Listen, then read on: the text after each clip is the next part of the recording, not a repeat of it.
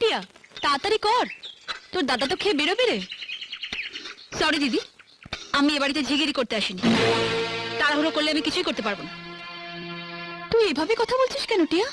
বাধ্য হয় দিদি, সকালবেলা উঠে জুতো সেলাই থেকে চণ্ডীপাঠ সবই তো আমি করি, কিন্তু তোমার পরিবারই তো লোক বেশি।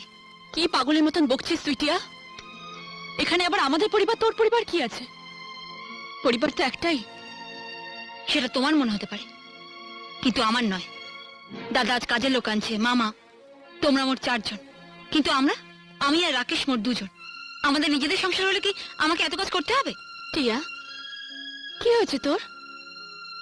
আজ তুই এভাবে কথা বলছিস? তুই বল আমাকে, কি চাস তুই? আমার আর এক সংসারে খেতে ভালো লাগছে না দিদি। আজ আমি একা, কিন্তু ভবিষ্যতে আমার সন্তান হবে।